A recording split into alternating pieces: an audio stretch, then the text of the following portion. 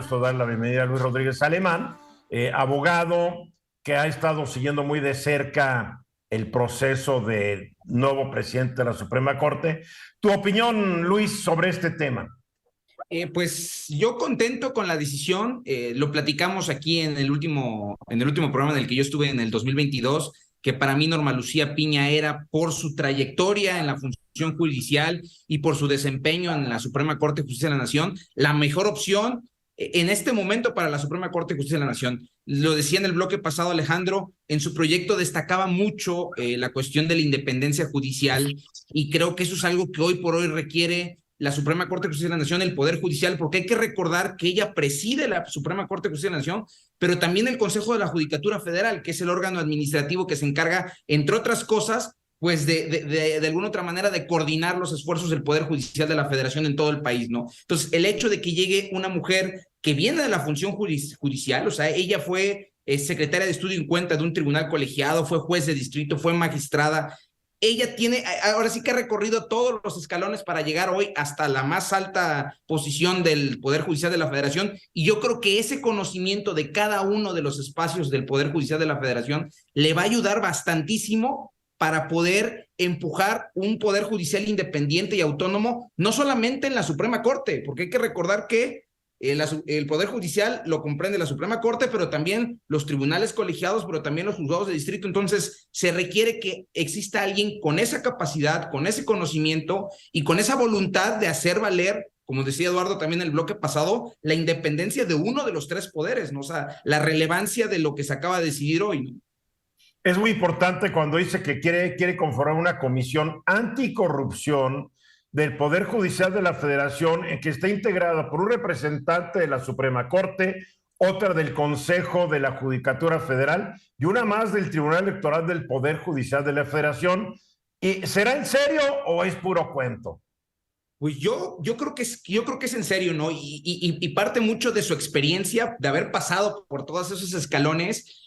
Hoy yo como litigante te puedo decir que el Poder Judicial de la Federación es de los organismos públicos con menos corrupción. No quiere decir que no exista, pero desde donde yo estoy me toca verlo muy poco, y creo que ese empujón que se le pueda dar con esta comisión para combatir la corrupción puede ayudar a consolidarlo, ¿no? O sea, puede ayudar a que sea todavía más. Hoy por hoy poco se habla de casos o actos de corrupción desde el Poder Judicial, pero bueno, tiene hoy la presidencia de la ministra Norma Lucía Piña un reto enfrente, porque tenemos lo que está sucediendo con una compañera suya, y ese va a ser el primer gran reto al que se habrá de enfrentar, ¿no? Bueno, ya le eximió la Fiscalía General de la Ciudad de México en 6 días sin llamar al plagiado, nada.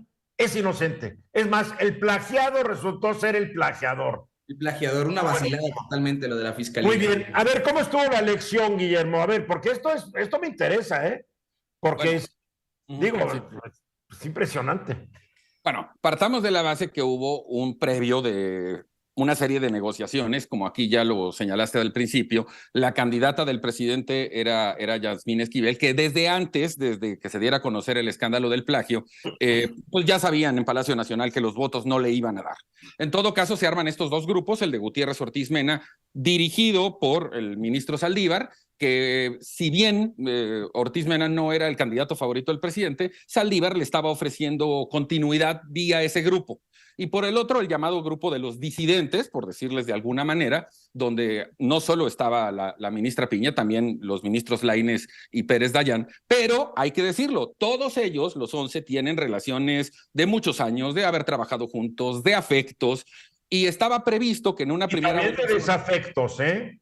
Sí, también de desafectos. Yo he oído a ministros hablar de algunos colegas que... ¡ay! En esa primera combinación había un acuerdo, sabiendo que en la primera no iba a haber una definición definitoria, en la que por amistad algunos iban a votar por algunos, como es el caso que mencionó Eduardo Sodi, de que Yasmín Esquivel tuvo un segundo voto.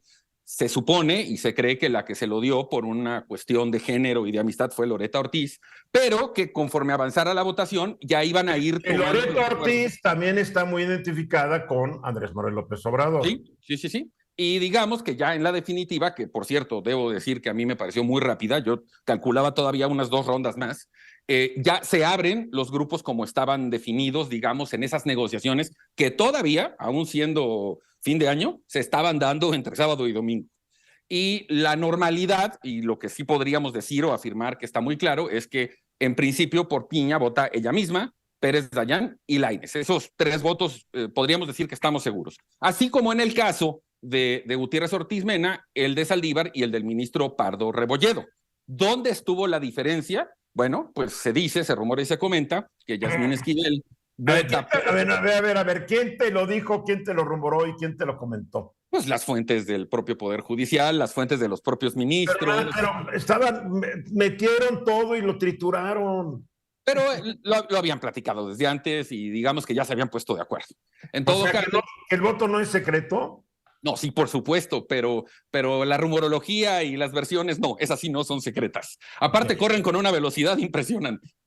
Y insisto, aparte ya se sabía el sentido de algunos. Quienes terminan votando también por Gutiérrez Ortiz Mena, Margarita Ríos Farjat, que por cierto, pues fueron compañeros de trabajo y aparte, pues era, digamos, la candidatura oficial. Y por el otro lado, el ministro Alcántara, que teóricamente era del lado de Gutiérrez, creo que es el que hace la diferencia y termina votando por la ministra Piña y ahí el 6-5. A ver, entonces, ¿quién, para resumir, quién vota a favor de Norma Piña? ¿Quiénes son los 6? Digamos que en el caso de Norma ella es una, ni modo que no ella es una, ella, ¿no? El ministro Lainez, el ministro Pérez Dayán, Luis María Aguilar, Juan Luis González Alcántara Carrancá y Loreta Ortiz. Y por el lado de Gutiérrez votan, como bien dices, el mismo, los ministros Pardo, el ministro Saldívar, Margarita Ríos Farjat y... Arturo Saldívar. Me falta uno. Arturo Saldívar. Y Arturo Saldívar, por supuesto. A ver, entonces, ¿pero por qué entonces Loreta Ortiz acabó votando a favor de Norma Lucía y no a favor de Arturo Gutiérrez? Digo, pues era apoyar al candidato del preciso, ¿no? Lo que se dice, se rumora y se comenta que fue parte de los acuerdos previos y de las peticiones particulares que algunos hicieron de ciertas circunstancias internas que ya dijo Luis en la judicatura son muy, muy, muy importantes. Bien, obviamente esto es el análisis, nunca sabremos por quién votaron realmente. ¿O tú tienes más información, Alejandro, Eduardo, Luis? No sé, yo la verdad, como tú dices, no sé si realmente Loreta haya decantado en favor de Norma Lucía Piña. No sé si en todo caso sería Alberto Pérez Dayán, no lo sé. Ese es un punto de que va a estar. No, yo sí creo que Pérez Dayán votó por Norma Piña, yo creo que sí. Sí, yo también veo más. El que tal vez votó por Norma Piña, tal vez sería Jorge Pardo. Y Loreta Ortiz votando por Arturo, ¿no? Sí. Eso lo dice mi bola de cristal. Muy bien, vamos a los mensajes.